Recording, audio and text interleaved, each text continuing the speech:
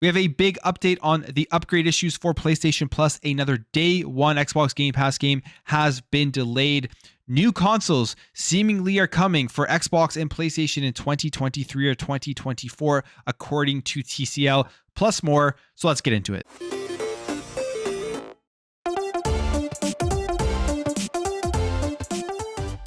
So yesterday, the new PlayStation Plus subscription model was releasing in the Asian territories, and there was a lot of news coming out, a lot of negative news coming out, specifically on the upgrade path, the upgrade model that Sony was forcing their players to go through. So there are many people out there that had stacked PlayStation Plus for many years in the future. There was an example of somebody who had stacked it till like 2031.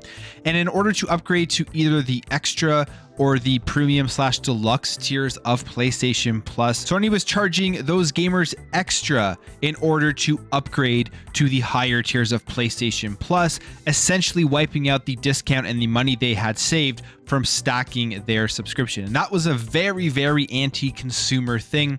And I had thought my initial take on it was very anti-consumer, but I feel like this is a glitch. This just seems so absolutely ridiculous, or at least if it was not a glitch, it's something that is going to be quickly reversed, because there's no way that people are going to stand for this.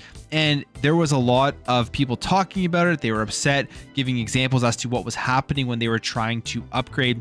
And then we got this information here today, which seemingly confirmed that this wasn't a glitch and that Sony was actually doing this. This comes via a PlayStation support chat, and it says, "Thank you for contacting PlayStation support and checking the price of your PlayStation Plus membership subscription. Since you purchased PlayStation Plus at a discounted price at the time of membership, there are 2 PlayStation Plus memberships that cannot enjoy other discounts. PlayStation Plus memberships bought with discount and PlayStation Plus memberships redeemed with a redemption code. Therefore, if you need to upgrade to level 2 or 3 premium membership, you will need to make up the difference between the previous discounted price and the normal price." And then they go and they give an example as to what the difference will be if they upgrade, and they're using Hong Kong dollars to show this upgrade. So this chat seemingly had confirmed that PlayStation had made this decision to wipe out any discount that people who had stacked their PlayStation Plus membership had on their accounts. And I saw this and I was like, wow, this is actually crazy that they had made this decision going forward for PlayStation Plus, because hey, this is going to deter a lot of people from wanting to upgrade. It's a terrible way to launch a service. It's a terrible way to start. It's another kind of anti-consumer thing that Sony has been doing.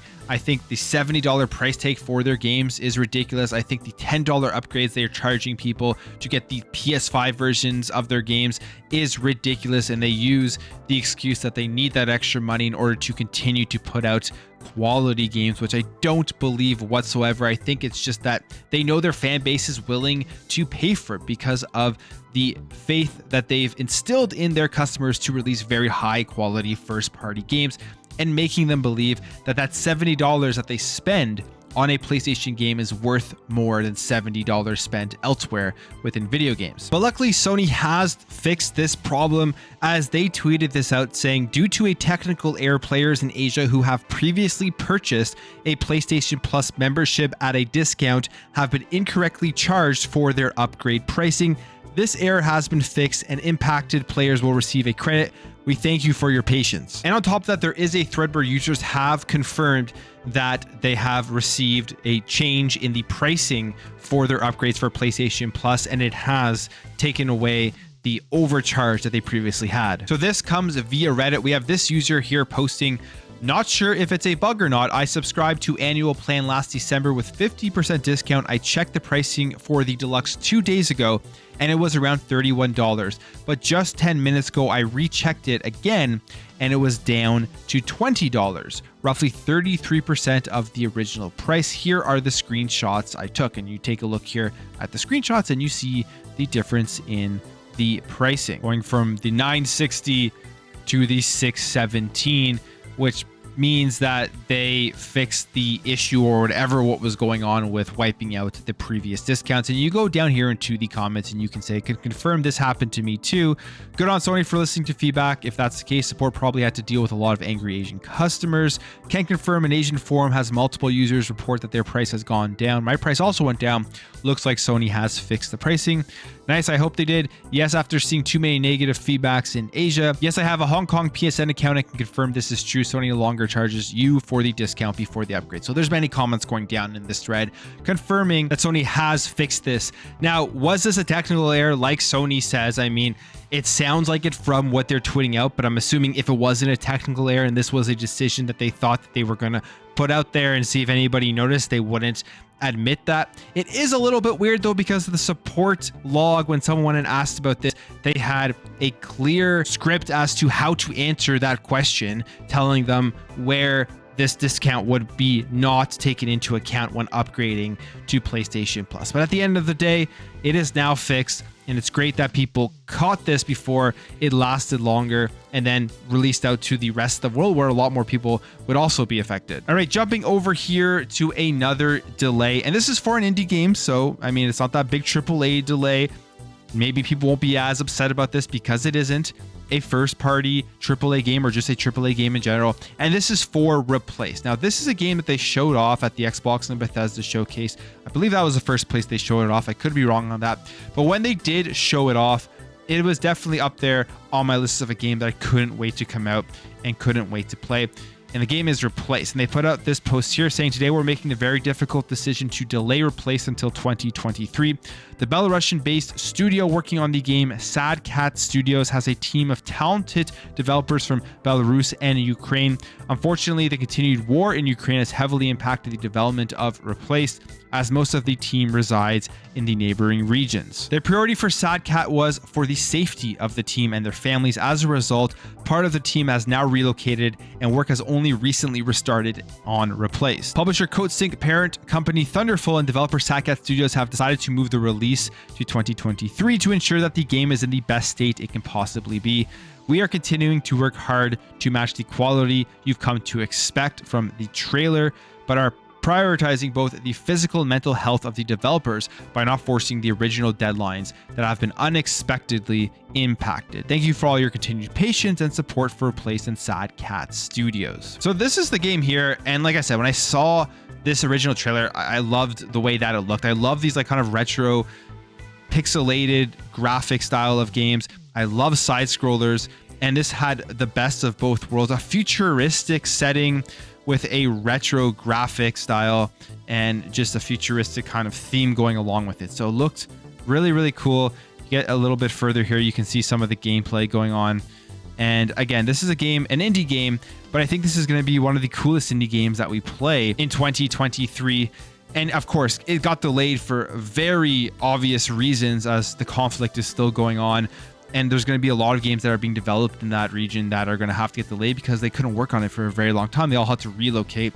And now they're just beginning to start working on the game again. We saw this as well with Stalker 2, how they're just now starting to work on that game again. So the chances it comes out on December 8th are probably slim to none. But obviously, what's most important is that the people at these studios are safe. And the fact that they are able now to start working on it again is probably a decent sign for that. Okay, let's jump over here to a very interesting story that is making its way around the internet, and it has to do with a potential PlayStation 5 Pro and a new Xbox Series X and S. This comes via a TCL news conference, and they are talking about TCL's plans, the game console generations going back from 2013 up until now, and then the future of the game consoles. So you can see here during the news conference, they're talking about Gen 9.5. Right now we're in Gen 9 for the consoles.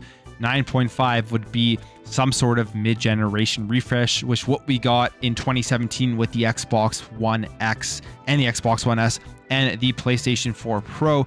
Those were consoles that I think the market definitely needed, because in 2013 when the Xbox One and the PS4 came out, they were pretty anemic already at that time. One of the weaker launches, I would say, in terms of power for consoles throughout the console generation lifespan. So generation 8.5 was definitely needed. We saw just how much better and how much more enjoyable gaming became when the Xbox One X came out specifically, and the PlayStation 4 Pro, and that wasn't really a big shock or a surprise. Now, when it comes to this generation, you look at the Xbox Series X and S, and you look at the PlayStation 5, I felt that in 2020 when they released, they were already pretty powerful consoles, a good mid-spec when you're comparing it to like the high-powered gaming PCs and then the lower-powered gaming PCs. They were just right there. They were perfect for the console to be able to get great fidelity, great FPS, all that type of stuff in an awesome price point with both the Series X, Series S, and the PlayStation 5. And with all of the tools, especially with like the RDNA 2 stuff, I feel like they're going to be able to use these consoles for a very long time, and we're still going to get such great results going forward.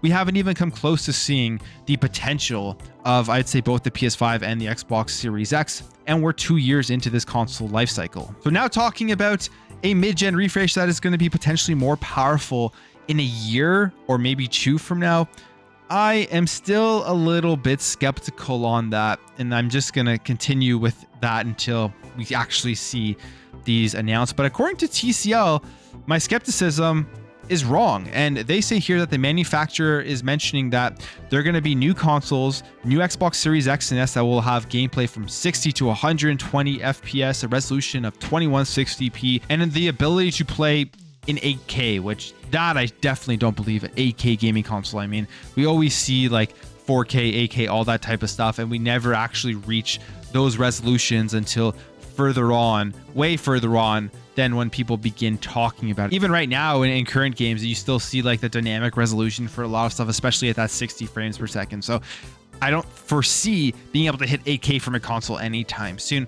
They also mentioned that the GPU that's going to be in these consoles is going to be the RX 7700 XT. So the only thing here I can think of is that they have information and they're kind of leaking this information accidentally to the public, and then we will be getting a new console in 2023, 2024, or they're just taking a guess. They're estimating that Gen 9.5 is going to make its way out around those years. Now, one other thing they do put here is that it just has new Xbox Series S and X. This could mean anything. This could mean a slimmer version and literally have the same output and power. Maybe this will mean a discless version of the Xbox Series X, and that will be the new console for it. There's so many different variations they're going to be able to do, and I do think we're going to get multiple variations of these consoles before the end of their life cycle. You're going to get the slimmer one, which we always get, and all of this is because it becomes cheaper and cheaper to manufacture these consoles, so they're going to be able to bring the price down and then give us just a more sleeker design console. Now, again, with the Series S specifically, it's already so small, so I don't really know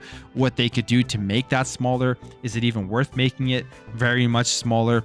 And maybe they'll add a disk drive to it, who knows? But that's the only caveat here with when they say new Xbox Series S and X. It doesn't actually mean it's a more powerful console, it just could be a variation, but they specifically say PS5 Pro. And as we know, the PS5 is less powerful than the Series X, so I would say there's a more of a chance they do come out with a slightly more powerful PlayStation 5 in the future. We got a look at the first Xbox game coming out from Limited Run Games, and honestly, I couldn't be happier as what the first game is, and that is Teenage Mutant Ninja Turtles Shredder's Revenge. So this is a beat 'em up. It gives a throwback to the old arcade TMNT beat 'em ups, which were absolutely amazing games.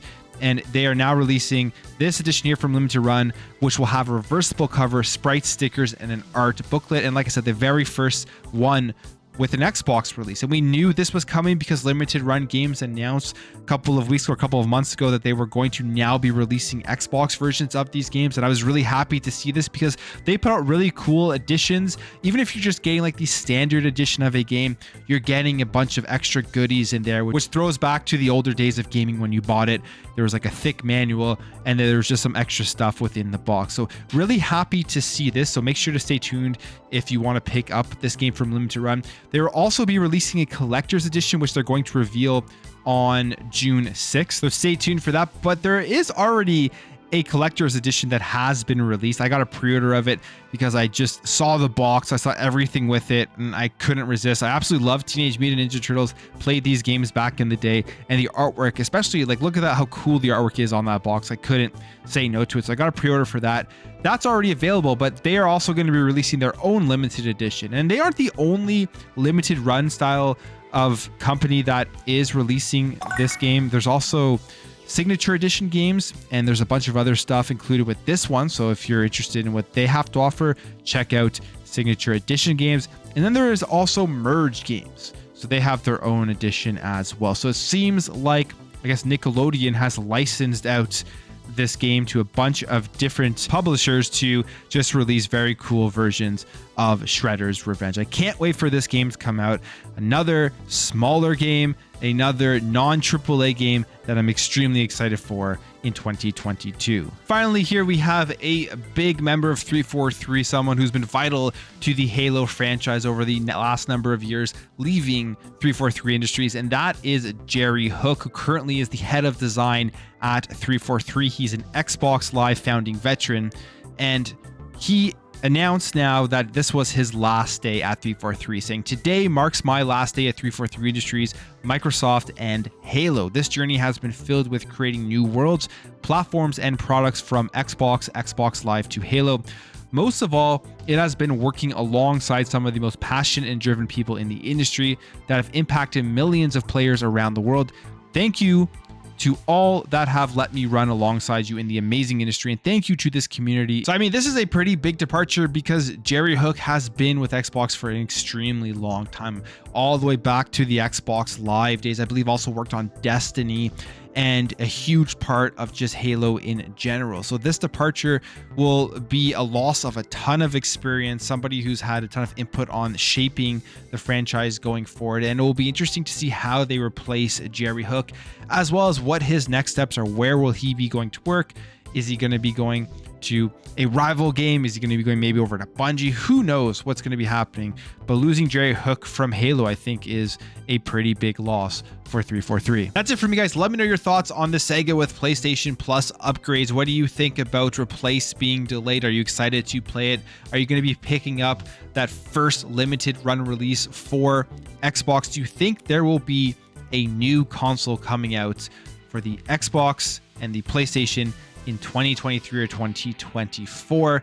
And what are your thoughts on Jerry Hook leaving Microsoft and 343? If you enjoyed this video, make sure to hit that thumbs up button. If you're new here, you like what you saw, consider hitting that subscribe button. Thank you all for watching. Thank you for your support, and I'll catch you in the next video.